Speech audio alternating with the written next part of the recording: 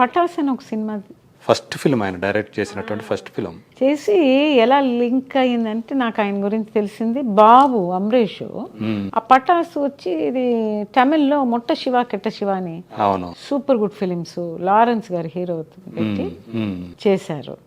అప్పుడు నాకు అన్నారు ఇది తెలుగులో అనిల్ గారు చేశారు. ఓకే నేను ఎంజాయ్ చేశాను ఆ సినిమా చూసి. ఎస్పెషల్లీ ఆ బస్సులోంచి వాటిలోంచి తల్లులు ఎగిరిపోతూ ఉంటారు చూడండి. చాలా రోజుల తర్వాత నవ్వాను నేను పక్క పక్క పక్క పక్క అని. హిలేరియస్గా ఉంటుంది అది. ఆయనతోటి మళ్ళీ ఇవాళ వర్క్ చేస్తానని నేను అనుకోలేదు. ఆయన అప్రోచ్ చేస్తారు మాట్లాడతాను అని. సో అలాగా ఆయన గురించి తెలిసింది నాకు. అట్లా అంటే మీ అబ్బాయి కనెక్షన్ ఉందన్నమాట దానితోటి.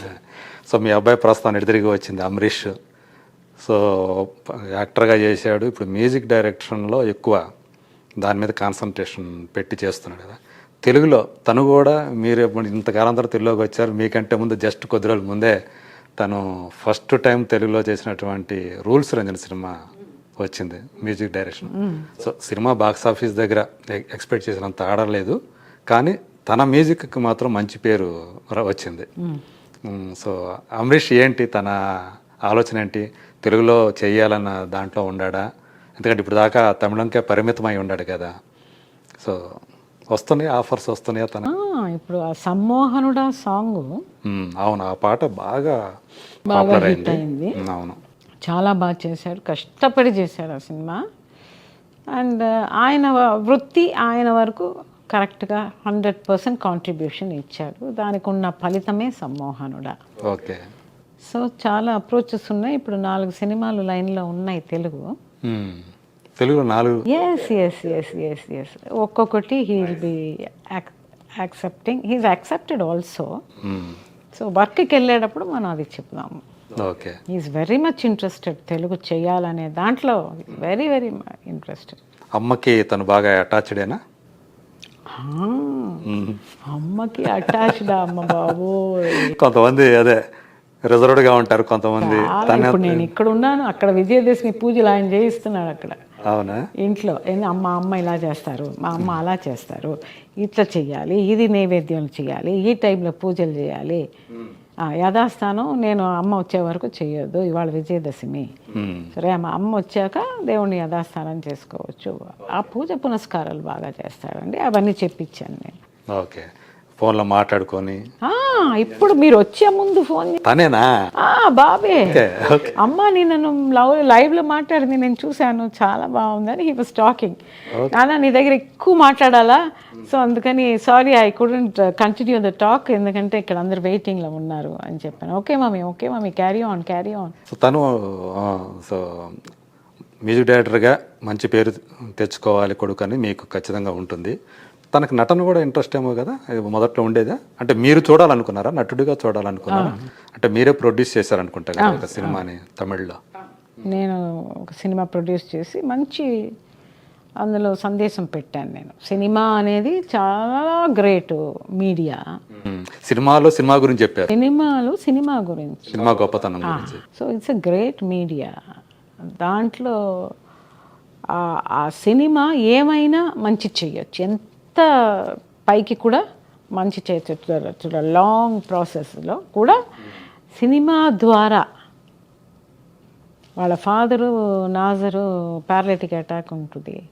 ఎంతోమంది డాక్టర్స్ చేయలేనిది ఈయన నేషనల్ అవార్డు తీసుకున్న తర్వాత ఆ స్టేజ్లో మాట్లాడేటప్పుడు ఆయనకి పారాలిటిక్ అటాక్ పోద్దంటే సినిమా ఎంత పవర్ఫుల్ అనే దాన్ని మారల్ పెట్టి ఆ సినిమా చేశాము. బాగా పర్ఫామ్ చేశాడు ఆయన. సో 2 విద్యలు నేర్పించాను, 2లోనూ ఈదుకుంటూ వస్తున్నాడు ఆయన. ఇప్పుడు ఫస్ట్ వచ్చి మ్యూజిక్. అదే సో పేరు సంపాదించుకుంటున్నాడు. ఒక మంచి తెలుగులో చేసిన ఫస్ట్ ఫిలింకే ఆ పాటలు హిట్ అవటం, మ్యూజిక్ అనేది పేరు తెచ్చుకోవటం అనేది హ్యాపీ అందరికి, మా అందరికి కూడా. సో జయచిత్ర గారి అబ్బాయి యాక్చువల్గా కలవాలనుకున్నారు కానీ టైం దొరకలేదు. అవును, ఆయన వచ్చే ఇప్పుడు నేను ఇటు వచ్చాను హైదరాబాద్, కానీ గోవాలో ఏదో ఫెస్టివల్కి ఈ సమ్మోహనుడా పాడమన్నారంట. అవునా? He is there in Goa. Okay. ఆయన రేపు ల్యాండ్ అవుతున్నారు చెన్నైకి. He came 2 days before. నేను ఇంకా రేపు బయలుదేరి. జయచిత్ర గారికి ఉన్నటువంటి ఆ పేరు ప్రఖ్యాతులు కానివ్వండి, ఆ గ్లామర్ కానీ, జనాల్లో ఉన్నటువంటి అంటే ఒక రకంగా చెప్పాలంటే మెస్మరైజ్ చేయగలదు జయచిత్ర గారు అనే పేరు అయితే ఉంది. మీకు ఆల్రెడీ నాకు తెలిసి కాంగ్రెస్లోనే గతంలో ఒకసారి మీకు ఆఫర్ వచ్చింది కదా, ఇప్పుడు కూడా అట్లాంటివి ఏమన్నా ఉన్నాయమ్మా? రమ్మని అసలు ఎవరు రావట్లేదు. I'm not suitable for that.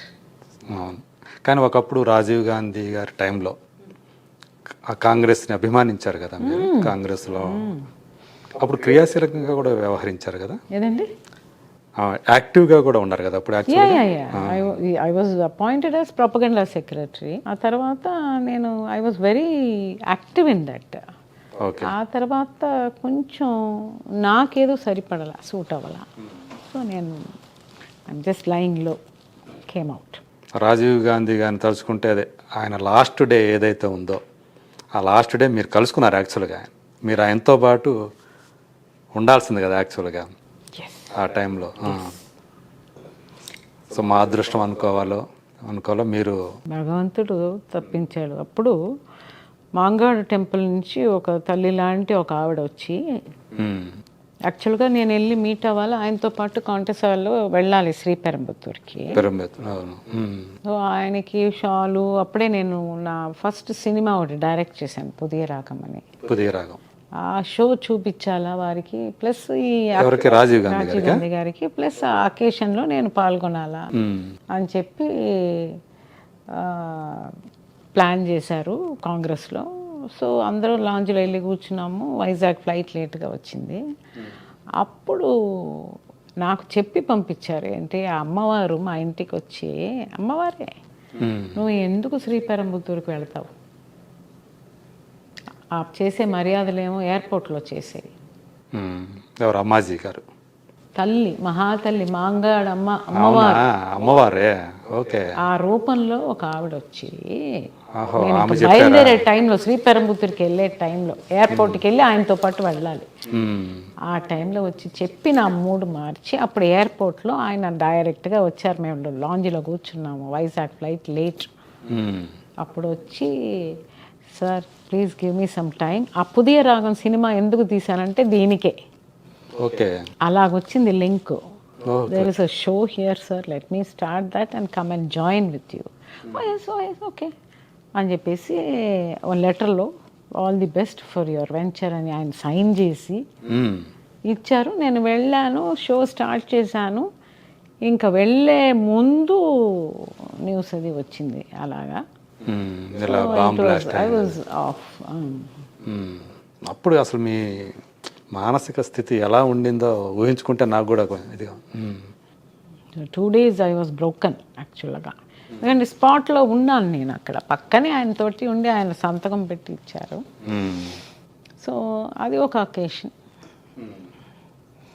Anyway let's come to this happy Vijayadashami occasion. అదేలేండి ఆయన అంటే అసలు దాని గురించి, రాజకీయాల గురించి వచ్చి, అంటే ఇంత కరిష్మా ఉన్నామే, ఇంత పాపులారిటీ ఉన్నామని వస్తూ ఉంటారు కదా ఈ రోజుల్లో. అందరూ కూడా సినిమా తారలు వెంటపడుతున్నారు కదా రాజకీయ పార్టీల వాళ్ళు.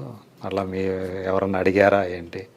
తమిళనాడులో అంటే మీరు కొంచెం స్టాలిన్ గారికి అంత సన్నిహితంగా ఉంటారని విన్నాను. అందరూ ఫ్యామిలీ ఫ్రెండ్సేనండి. దుర్గా, స్టాలిన్ గారి వైఫ్ కానీ, సెల్వి కానీ, కరుణానిధి గారి డాక్టర్, అందరూ నా ఫ్రెండ్స్. సో మాట్లాడుకుంటాం ఫ్రెండ్లీగా, అంతే. వాళ్ళు ఎప్పుడు మీరు మీ సేవలు కావాలని అంటాం కానీ అట్లాంటివి చాలా వాళ్ళు అడిగారు, అన్ని దీంట్లోనూ అడిగారు. బట్ నేను నా ఉద్దేశాన్ని నేను చెప్పాను. ఓకే. హాయిగా సంతోషంగా ఉన్నాను ఇక్కడ. అదే అందుకని ఐఎమ్ ఫీలింగ్ నాకేది సంతోషమో అది చేసుకున్నాను. సో సంతోషం అని అన్నారు కదా, మీకు హ్యాపీయెస్ట్ మూమెంట్ అంటే ఏం చెప్తారు? చాలా ఉన్నాయండి. అంటే టర్నింగ్ పాయింట్ అని అది ఒకటి ఉంటుంది కదా మీ లైఫ్కే, ఒక టర్నింగ్ ఇక్కడి నుంచి మారిపోయింది అన్న టైం ఏది? వెరీ ఫస్ట్ నా సోగ్గాడు హిట్ అయినప్పుడు, నా ఫస్ట్ కురతి మగన్ హిట్ అయినప్పుడు, నాకు బాబు పుట్టినప్పుడు. ఓకే. ఇవాళ ఒకే తల్లి కొడుకులు ఒకే ఇండస్ట్రీలో ఉన్నాము అనేది అనుకునేటప్పుడే ఇట్ ఈస్ సంథింగ్ అబ్ నార్మల్. ఎక్కడా లేదు. అవును, తల్లి కొడుకులు ఒకే ఇండస్ట్రీలో లేరు. ఆయన పాట హిట్ ఇచ్చారు నాకు, భగవంతుడు బాలకృష్ణ గారి ద్వారా, అనిల్ గారి ద్వారా నాకు ఈ హిట్ ఇచ్చారు. జయసుధ గారి అబ్బాయి ఒక సినిమా ఏదో చేశారు, మళ్ళీ కనిపించలేదు అది. బట్ మీరు అట్లా కాదు, మీరు ఉన్నారు, తను ఒక మ్యూజిక్ డైరెక్షన్లో కంటిన్యూ అవుతూ ఉన్నాడు. అది ఇంకెవరు నాకు తెలిసి సెపరేట్ కలయిక ఇది. జయసుధ గారితో ఇప్పుడు ఫ్రెండ్షిప్ నడుస్తుందా మీకు? అందరూ ఫ్రెండ్సేనండి, మ్మ్. అందరూ ఫ్రెండ్సే. అదే జయసుధ గారు కూడా ఒకసారి చెప్పారు, మేము మంచి ఫ్రెండ్స్మే కానీ ఒకసారి కటకటాల రుద్రే టైంలో కొట్టుకున్నామని చెప్పారు. మీరే ఇంటర్వ్యూ తీశారు, అవన్నీ వేశారు కదా. అంతా ఉట్టిని మీ ఛానల్కి ఇంట్రెస్ట్ అయితే ఏదైనా పెట్టుకోవాలంతే, అంతేగాని ఏదో బీచ్ సీన్ ఏదో ఉంది. ఇది నిజమేనా అంటే ఆమె చెప్పడం ఏంటంటే హైట్